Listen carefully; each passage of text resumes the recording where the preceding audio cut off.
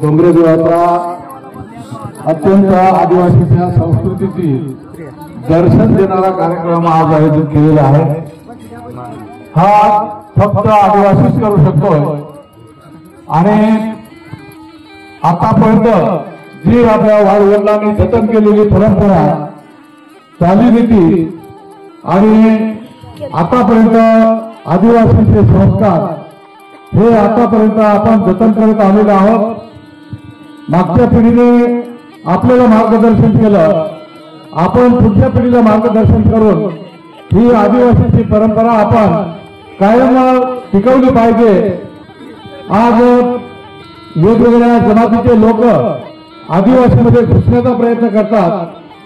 पेशा क्षेत्रामध्ये आदिवासी व्यतिरिक्त कोणी नोकरीला पण राहू शकत नाही, परंतु इथं मात्र आपल्या आदिवासीच्या हक्कावरती अतिक्रमण होत आहे आणि ते अतिक्रमण थांबवायचं असेल, ह्या ज्या आपल्या उज्ज्वल परंपरा आहेत, अत्यंत चांगल्या प्रकारच्या परंपरा आहेत, अशा परंपरेमध्ये संबंध आदिवासी एकत्र येतोय। एकत्र येऊन आपले जे काही मागचे परंपरा आहेत त्या परंपरा टिकवण्यासाठी पूर्णपणे दिवसभर आणि रात्रभर आपण त्या कार्यक्रमामध्ये गुंग होऊन जातोय आणि म्हणून आज इथं चोख्याचा कार्यक्रम आहे। सर्व कार्यक्रम अत्यंत आदिवासी पद्धतीने आपण इथं पार पाडतोय आणि हीच खरी आदिवासीची संस्कृती आहे। ही संस्कृती जतन करण्यासाठी आपण सगळ्यांनी प्रयत्न केला पाहिजे, एकत्र आलं पाहिजे आणि एकत्र येण्याचा डोंगरे देव हा अत्यंत चांगल्या प्रकारचा हा प्रसंग आहे।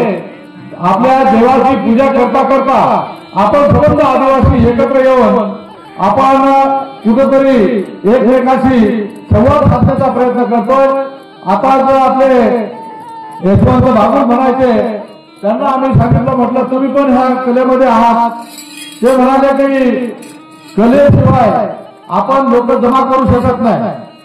आम्ही जे काम करतो इथं त्यामुळे अनेक लोकांची आमची ओळख पण होते आणि म्हणून अशा प्रकारची जी आदिवासीची परंपरा आहे, कला आहे, ती जतन करणं आणि त्या कलेतून आपण सगळं आदिवासी एकत्र करणं हे सगळ्यात महत्वाचं काम आपण डोंगरे देवाच्या माध्यमातून करतोय। इथं उपस्थित असलेले सर्व डोंगरे देवाचे भक्त, आदिवासी जन, स्त्री पुरुष या सगळ्यांना मी मनपूर्वक धन्यवाद देतो।